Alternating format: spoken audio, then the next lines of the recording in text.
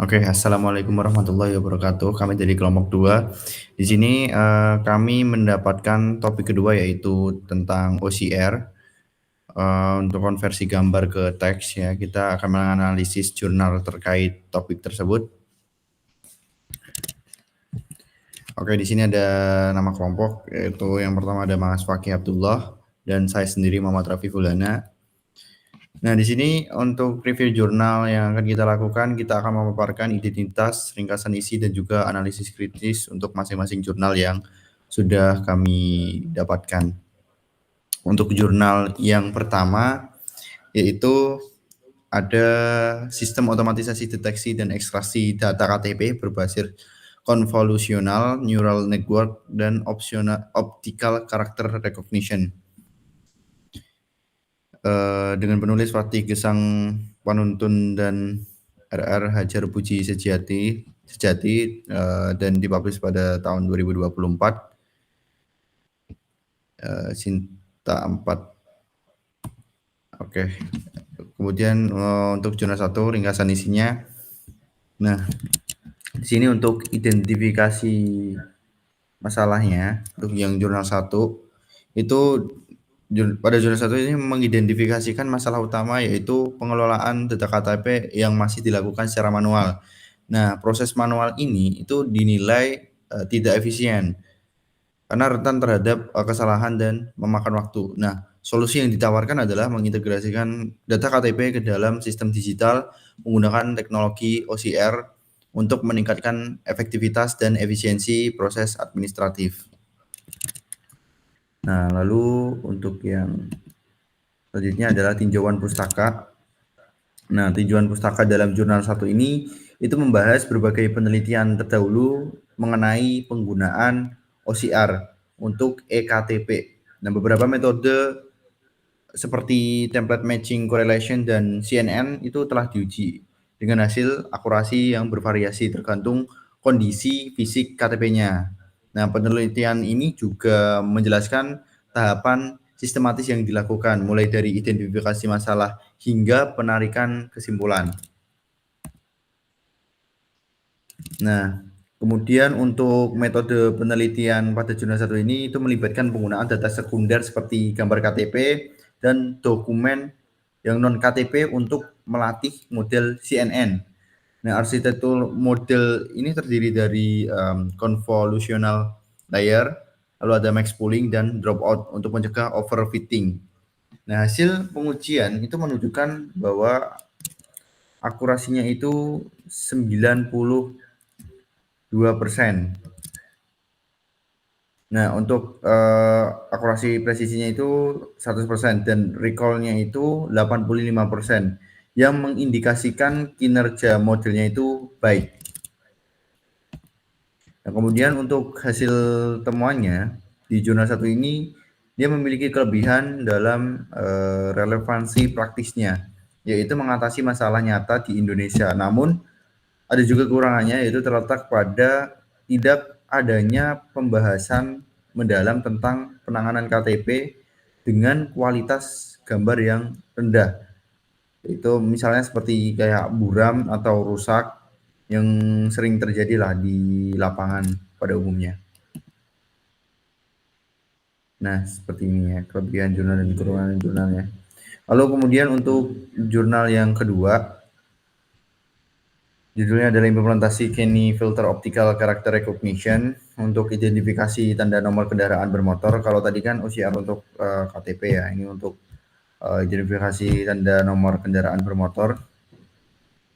Ya, penulisnya adalah Nehru, Yosi Ridwas Hais, Amelinda Kalista Devina Inonu, dipublish pada tahun 2024, dengan akreditasi adalah Sinta 5. Nah, di sini untuk identifikasi masalah dari jurnal 2. Nah, inti dari identifikasi masalah pada jurnal 2 ini, masalah utamanya itu adanya ketergantungan sistem e-tilang pada identifikasi manual plat nomor kendaraan. Nah, solusi yang diusulkan pada jurnal ini itu adalah pengembangan sistem yang berbasis pengolahan citra digital untuk membaca TNKB atau tanda nomor kendaraan secara otomatis sehingga meningkatkan efisiensi. Nah, untuk tinjauan pustakanya, untuk tinjauan pustaka jurnal 2 ini, dia itu menyoroti kemajuan teknologi pengolahan citra digital, termasuk deteksi tepi koni dan OCR. Nah, penelitian di jurnal ini juga dia mengisi celah dengan fokus pada kondisi pencahayaan yang rendah yang belum banyak dibahas dalam studi sebelumnya. Kemudian untuk metode penelitian pada jurnal 2 ini, dia menggunakan pendekatan ADDIA, yaitu analisis, desain, pengembangan. Nah, datanya itu diambil pada siang dan malam hari. Tujuannya untuk menguji kinerja sistem dalam berbagai kondisi pencahayaan. Nah, hasilnya itu menunjukkan bahwa akurasinya itu dapat sekitar 73,75% untuk siang dan 67,50% untuk malam dengan faktor penghambat seperti aksesoris plat dan bayangan. Nah, kemudian untuk ringkasan hasil temuannya, untuk jurnal 2 ini dia itu terletak pada pengujian di dua kondisi pencahayaan yang memberikan gambaran realistis. Namun kekurangannya adalah akurasi yang masih rendah untuk aplikasi kritis seperti penegakan hukum sehingga perlu peningkatan yang lebih lanjut. Oke, kemudian untuk jurnal 3 akan disampaikan oleh Mas Fakih Abdullah. Baik, terima kasih waktunya Mas Rafiqul Hana. Untuk jurnal 3, next slide. Identitas jurnal 3, judulnya adalah Implementasi Optical Character Recognition dan Text Similarity untuk Pelaporan Uang Muka Kerja. Penulisnya adalah Meredita Susanti, Megandi, Erwin Setiawan. Tahun publish yaitu 2024 dan ini terindeks Sinta 4. Ringkasan isi jurnal 3, yang pertama identifikasi masalah. Meskipun proses permintaan dan pelaporan uang muka kerja UMK di perusahaan sudah didukung aplikasi web, ada kendala pada verifikasi bukti pengeluaran. Staf keuangan masih melakukan pemeriksaan kelengkapan dan kesesuaian struk dengan laporan secara manual, dan ini sangat memakan waktu. Sebagai gambaran, memeriksa 100 laporan dengan total 350 struk bisa memakan waktu hingga 2 hari, jika setiap struk rata-rata diperiksa selama 5 menit. Keterlambatan ini jelas menghambat efisiensi kerja staf keuangan. Yang kedua, tinjauan pustaka. Penelitian ini didasari oleh perkembangan pesat teknologi optical character recognition. Teknologi ini semakin canggih dan telah banyak diaplikasikan dalam berbagai bidang seperti pembacaan plat nomor kendaraan, struk belanja, dan dokumen admisi. Dengan kemampuan pengenalan karakter otomatisnya, OCR memungkinkan otomatisasi proses verifikasi keuangan yang sebelumnya banyak dilakukan secara manual. Untuk metode penelitian, yaitu penelitian ini mengadopsi metodologi waterfall yang meliputi 4 tahapan utama, yaitu pengumpulan kebutuhan, desain, implementasi, dan pengujian. Yang pertama, pengumpulan kebutuhan. Tahap ini dilakukan dengan mengobservasi proses pelaporan dan pemeriksaan uang muka kerja yang sudah berjalan. Tujuannya untuk mengidentifikasi bagian mana saja yang dapat diotomatisasi. Yang kedua yaitu desain. Pada tahap ini, arsitektur sistem dirancang menggunakan komponen diagram. Aplikasi yang dikembangkan akan berkomunikasi dengan aplikasi UMK yang sudah ada melalui API berbasis REST.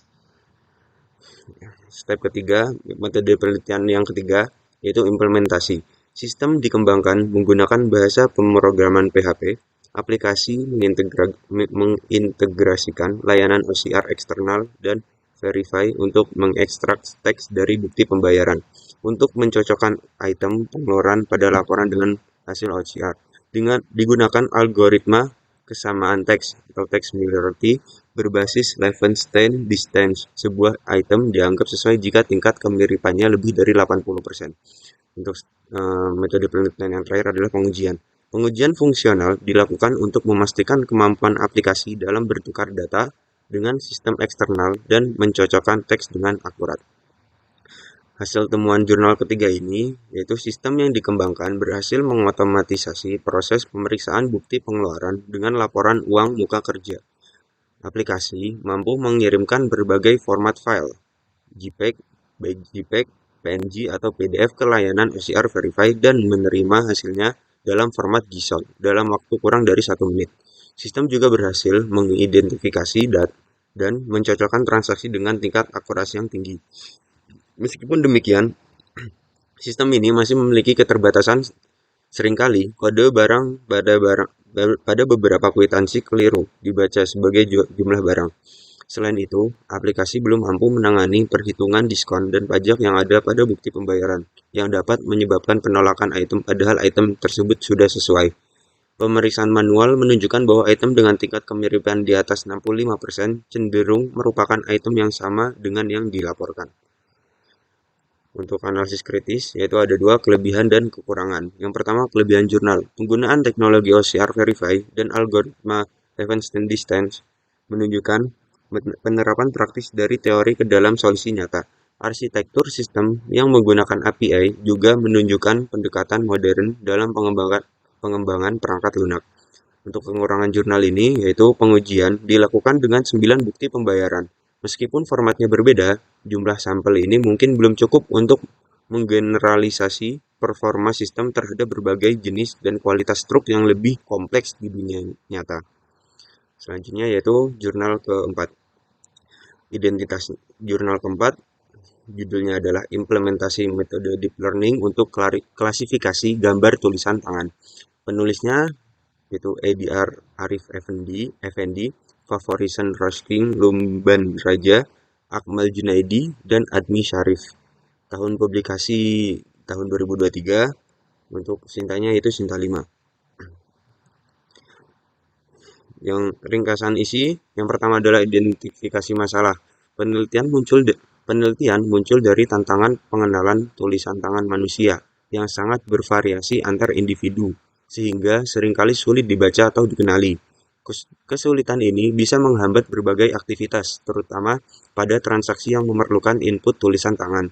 Mengingat keunikan tulisan tangan sebagai ciri biometrik, tulisan tangan dapat diidentifikasi menggunakan teknik pengenalan pola, khususnya melalui klasifikasi berbasis komputer seperti deep learning. Oleh karena itu, penelitian ini berfokus pada tahap klasifikasi karakter tulisan tangan menggunakan metode deep learning. Yang kedua, tinjauan pustaka. Penelitian menjelaskan bahwa pengenalan tulis tangan handwriting recognition adalah kemampuan komputer dalam menafsirkan input tulisan tangan dari berbagai sumber. Terdapat dua teknik utama dalam pengenalan ini. Offline, yang berbasis pada gambar hasil pindaian, dan yang kedua adalah online, di mana data diambil secara dinamis saat proses penulisan berlangsung. Metode online dianggap dapat meningkatkan akurasi karena adanya informasi dinamis seperti urutan dan kecepatan goresan. Next. Ringkasan isi yang ketiga adalah metode penelitian. Penelitian dilaksanakan melalui beberapa tahap sistematis. Yang pertama, pengumpulan data. Menggunakan 5.200 gambar tulisan tangan huruf kecil dan besar, A sampai Z dan A sampai Z yang kapital. Dengan masing-masing huruf memiliki 100 sampel. Dataset ini memiliki ukuran pixel 32 x 32. Yang kedua adalah pre-processing. Tahap ini meliputi persiapan data, seperti mengubah variabel kategori menjadi numerik dan menghapus data yang tidak relevan. Yang ketiga, metode penelitian yang ketiga itu ekstraksi fitur. Mengambil ciri atau nilai unik dari setiap objek gambar untuk membedakannya dari objek lain.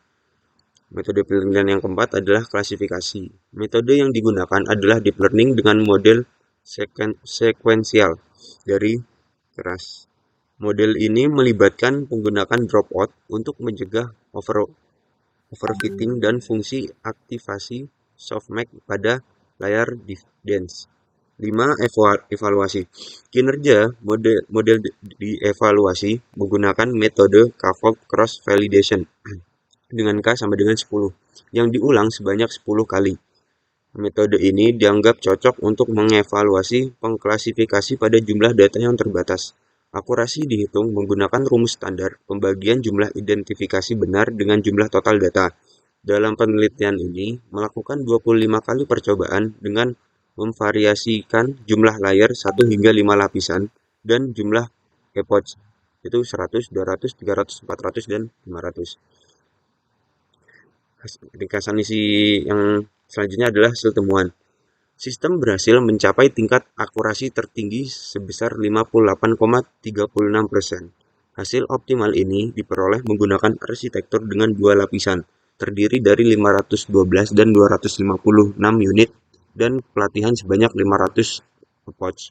Sebaliknya, tingkat akurasi terendah tercatat 43,42%. Angka ini didapat dari arsitektur dengan 5 lapisan, itu 512, 256, 128, 64, dan 32 unit pada 100 epoch. Dari temuan ini, penelitian menyimpulkan bahwa arsitektur dengan dua lapisan memberikan hasil yang lebih baik dibanding arsitektur 5 lapisan. Beberapa faktor lain yang turut mempengaruhi akurasi adalah kualitas data. Ini termasuk kemiripan bentuk antar huruf, misalnya I besar dengan I kecil, serta gambar yang rusak atau tidak jelas seperti tulisan yang terlalu tebal atau terputus. Analisis kritis jurnal 4, yaitu kelebihan jurnal, metodologi terstruktur. Artikel menyajikan alur penelitian yang jelas dan terstruktur, mulai dari pengumpulan data, prapemrosesan, klasifikasi, hingga evaluasi. Ini memudahkan pembaca untuk memahami dan mereplikasi penelitian. Untuk kekurangan jurnal ini, yaitu tingkat akurasi sangat rendah. Akurasi tertinggi sebesar 58,36%. Itu adalah tergolong rendah untuk tugas klasifikasi karakter. Hal ini menunjukkan bahwa model yang diusulkan mungkin memerlukan optimasi lebih lanjut sebelum dapat diterapkan secara praktis. Baik, sekian presentasi tugas besar wawasan global TIK kelompok 2. Kurang lebihnya mohon maaf. Wassalamualaikum warahmatullahi wabarakatuh.